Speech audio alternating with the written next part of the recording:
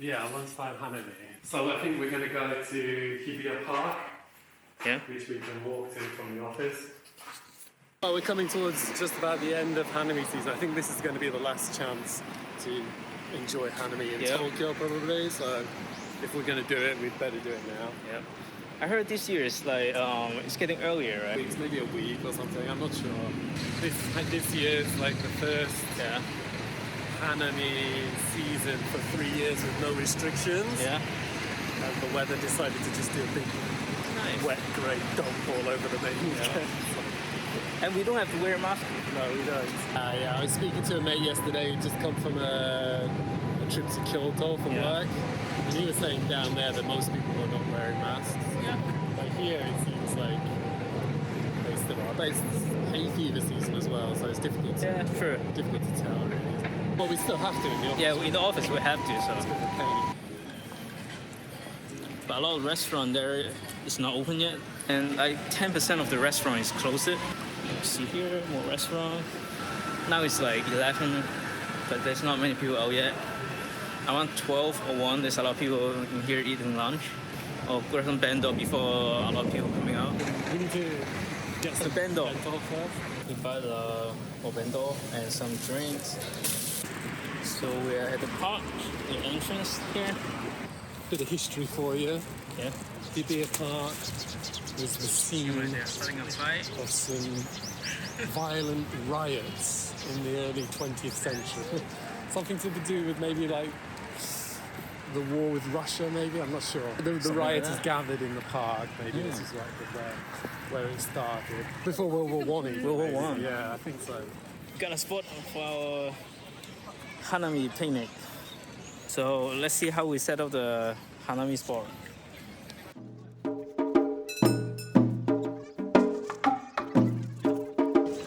And make sure you pick up your shoes before you step on the mat. Let's eat. We have some onigiri bento, vegetable onigiri, and egg and fried chicken bento, rice. What's this kind of rice? What's those genmai called? What's genmai? Brown rice. Brown rice, yeah. That's for Thomas, and for me, I will have the fish. So let's start picking like a sakura themed drink. I mean, not just the color, a little bit red. And Thomas got some green tea with some nice sakura flower there. There's some like spicy peanuts. It's a very good snack in Japan. It's about 100 yen. You can buy in any like convenience store. And Thomas also got some pickled plum. How's your Hanami season been this year, Kevin? A lot of rain in the past few days, so I couldn't go out. But it's getting nicer this week. This is like the first Hanami without any restrictions, pandemic restrictions, isn't it? Yeah. So it's kind of nice. In fact, it is the first Hanami in 3 years where you can just sit and enjoy the park. Yeah, in the past year they banned it, right? And you cannot bring out bento and sit somewhere and eat with other people. My first memory of Hanami in Japan is Ueno Park. In my English teaching days. It was chaos. It was so crowded. Yeah. And then during the day you see those guys, like the office Hanami party guys. There's like the youngest person in the department has to like reserve the spot. Just one person, right? Yeah, and they have to like sit out there all day, getting really bored, but waiting for the party to start. But maybe it's better than being in the office doing something else. But in Ueno Park, like you cannot cook anything, right? In other parks where you can cook. Oh really? Some people like bring out like a mini stove and they make some kind of food, maybe yakisoba or noodles. If you want like a party Hanami, you got to go to like Yoyogi Park. I think it's kind of like a summer music festival, like a Fuji Rock or like a Glastonbury festival. With loud music, right? Yeah, there's always like some dudes with like a DJ set going on. There's always somebody with an acoustic guitar, and there's always loads of foreigners there as well. Yeah, a lot of people drink too. Yeah, after the Hanami's at Hibiya Park, I mean, Hanami looks like all beautiful and isn't it nice? All the pink petals, nice little bit of bento. But after Hanami is finished, A lot of trash. it's chaos. Yeah. It's just like a dump, basically. Yeah. They usually put out like a big like dumpster for you to Yeah, throw away yeah. your stuff. That's sort of like Hanami's dark secret, isn't it? It looks really beautiful when you're doing it, but when you leave, Yes. everyone just leaves their crap everywhere. I mean, most people pick it up and throw it away. Most people, before they drunk. If they're drunk, yeah, they might not. I mean, most of people doing the Hanami with company, they probably clean it up. But with some young people, they don't clean up because they are just with their friend or they're too drunk or something like that to clean it up. Maybe, yeah. What's your favourite Hanami spot? Nakameguro, Nakameguro, because there's a river, right? yeah. Walking along the river, you can see the water and then the sakura tree. It's really nice. It gets really crowded in Nakameguro, though, doesn't it? Only at night, isn't it? In the noon or Well, they do the light up. at night, it's very beautiful. Compared with just in the park. Yeah. I like Chidoriga Fuchi around by the Imperial Palace Moat. It's not like a place where you can sit, but you have to keep walking. But to get like the shot of like the people boating and the Hanami sort of coming down, that's really beautiful. Yeah. It's crowded though. I think a lot of people don't like Hanami because it's so crowded, isn't it? It can be really annoying. For this, I mean, for right now, it's not too many people. It's okay. No, it's like a weekday lunchtime. Yeah. So, And it's like there's nobody sitting next to us, 4 or 6 meters, very far away. But in Hibiya Park, you can just like reach out and you can touch another person. That's how crowded it is. yeah. Do you know what the hyohonboku is, Kevin? No, what was that? It's the Hanami cherry blossom sample tree. It's in the grounds of Yasukuni Shrine. Isn't it they do the predict the sakura season start? Look at that! It's all the petal. Yeah, well, yeah, it's not like prediction. It's like as soon as this tree has 5 or 6 blossoms on it, Yeah. then they say that the Hanami, they say that the cherry blossom is in bloom. So I went down there 2 weeks ago. Yeah. To take pictures and stuff. Nice. And the guy from the TV was there. Like, he's a famous reporter on morning TV. And he was there.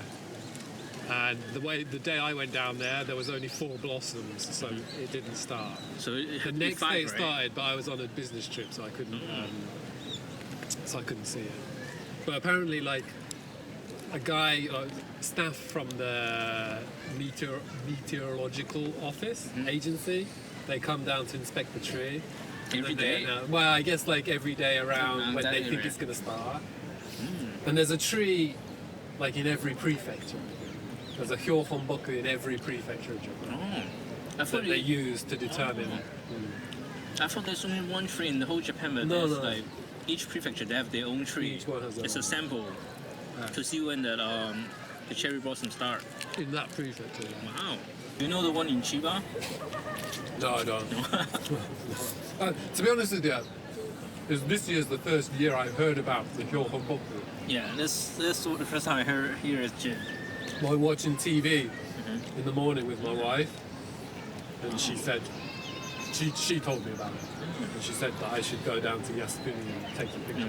So how do you feel sitting outside without a mask on? Does it feel good? It's good. Feeling fresh air. Yeah. When I feel itchy, I'm allergic to it. Okay. So if I have a mask, it feels a lot better. It's nice. I personally, I'm happy to be able to take my mask Yeah. off. Like, obviously, I always knew that it was going to take a long time for people in Japan to get used to taking their masks off. And if you look around, there's still so many people wearing masks. But it's nice to... But, I mean, we still have to wear masks in the office, right? Yeah. So what do you think about remote work in the US? They start requiring the employee to come to office like 3 times a week. Okay, yeah. So what do you think about remote work in Japan? For me, I think we've gone beyond the point of return. Yeah. It's too late now, I think, to ask people to come back. And I think if you did that, if you just asked them, I think people are just going to ignore you. Yeah. They're already 2-3 years now. They're used to working in the style that they like. Some people come to the office every day, some people don't, some people... I think it's too hard now to ask people to... I think that if our company said, like, everyone's got to come back into the office, I don't know. I mean, as long as the company have profit and they still meet their deadline, so they should be able to allow the employee to do remote work as long as they're meeting the deadline for their requirement at the job. So I think the thing with Japan is, it's not just the private sector that has gone into this whole remote work thing. Like the government is putting their own effort and money behind it. So as long as the government is supporting it and setting up, facilitating systems and ways of living for people to do it, then I think Japan is going to be a kind of, remote work or do as you like kind of country. But I think Japan needs this, they've got this whole, what's it called? DX? Yeah. Digital transformation or whatever. Which, and a part of that is remote work, getting people out back into the countryside and working from the countryside, isn't it? So I think for as long as the government is behind it, then I think it'll carry on, and I'm happy for it to carry on. I like it. I think the government gives you like 100 million to go live in the countryside if you have remote work, right? Some kind of subsidies. It's 1 million. I don't know. There's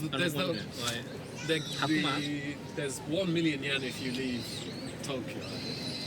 If you live in Tokyo? If you leave Tokyo, you get like something. I can't remember what it is. The million yen. It's really depend on what region are you moving to. Yeah, I don't think you can just move from Tokyo to Chiba. Yeah. No, I think it has to be like Tokyo to like Nagano. Nagano, yeah. I mean, but you still can use the Shinkansen from Nagano to Tokyo like an hour and a half maybe. Yeah, I mean, somebody on my wife's family side lives in Takasaki, which is in Gunma, and they live like about 20 minutes train ride from Takasaki. So every day, well, not anymore because they work remotely, but they used to drive into Takasaki, then take the Shinkansen into central Tokyo every day. So that's like probably 2 hours round trip, 2 hours one day. But the thing in Japan is like the company pay for your transportation, right? So you don't pay tax on it, so it doesn't matter how far away. I mean, there's a certain amount limit for the transportation. Yeah. But if you don't go over that, you can live in anywhere, and then the company will pay for the transportation. Yeah. But now it's I mean, most people go to remote work, so the company saves some money for the transportation fees. Yeah, I guess so. Yeah. And for the the seat offers like seat and tables and electricity. They save on those too, right? Yeah. I heard a lot of companies like they don't have like a assigned seat, free address. You can sit free. Yeah, you can sit anywhere in the company. You just need to pick a table and sit there. They call that free address in our company. Yeah. In back home in England, they call it hot desking. Hot desking. But I find that everyone sits in the same desk Yeah. when they come in. They try to take the usually spot. They tried to encourage people to move around, but everyone not just has them happening. sitting. Because you don't know, like you go into like this zone and think, can I sit in this zone? I don't know if I'm allowed. Like, so I don't sit at the same desk every time, but we clearly have a zone, which is our zone. You can sit anywhere, to be honest. But it's feel comfortable because like, oh, that's my area. Yeah, like, I know. More like my home. Or Yeah, exactly. You're just sitting there like more than a month. You feel more comfortable at that seat, right? Yeah. And also like on the transportation fee, the ticket or the monthly pass, the price is increased like 15% during peak hour. If you go to work in the morning, normal hour, it's really more expensive. I don't know. I think one thing I like about trains in Japan, and including the Shinkansen, is the price is just very simple. it's just one price any time of day. Now it's different. Yeah, I know, but that's what I'm saying. Like, I'm not sure changing it is a good thing because back home, it's a complete pain up the backside. I'm telling you, like to understand when you should travel, or this ticket costs this much, or this time of day costs this much. It's too much. Whereas in Japan, I like the simplicity of it. It's the same price any time of day. Whenever you buy the ticket in advance, the day before, whenever, it's always the same price. And I think I like the simplicity of that. Do you know how to eat shingen mochi? You just open it and put the sauce on it, right? Yeah, it was a bit more complicated than that. And then you show me that. I'm going to show you now. So apparently, well, I don't know, there are different ways to eat shingen mochi. Yeah. So you open it up like this. I don't know if this is correct or not. And then you've got your stuff there. So what you do is you spread the sheet out like that. Yeah. I'm going to have to sort of pin this down a little bit with some juice. I think. And then, so this is the mochi here. Let's take the top off. And then you just dump it on the sheet. Oh, this! I thought you eat the inside the cup. No. Yeah, you see, you don't know, do you? No, not really. If it's windy, we're going to have trouble. Then you get the, what's this called? Kuromitsu? Like a black sort of honey, syrupy type thing. What is the one thing? It's like maple syrup or what? I'm not sure. It's black sugar. Black sugar, right? It's just it's just like liquid sugar. And then you just sort of squeeze it all out. Yeah. Yeah. Like it. Oh, it's running. It's running right. Okay. And then you collect it all up. Yeah. I never eat it like this. Yeah. And then you mommy it. You massage. Really? Are you serious? I've seen it on the internet. That's what they do. Are you sure? Yeah, 100%. Because otherwise, this is the only way to get like the powder around the mochi. That is so messy to eat something like that. When you open it out, it's not quite done yet. Not quite done yet.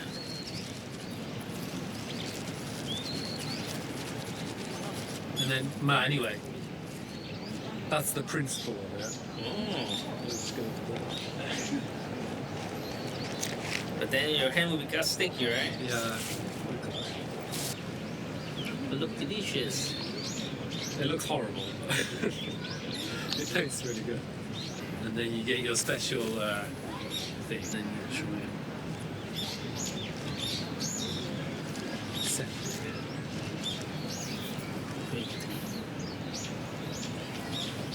Let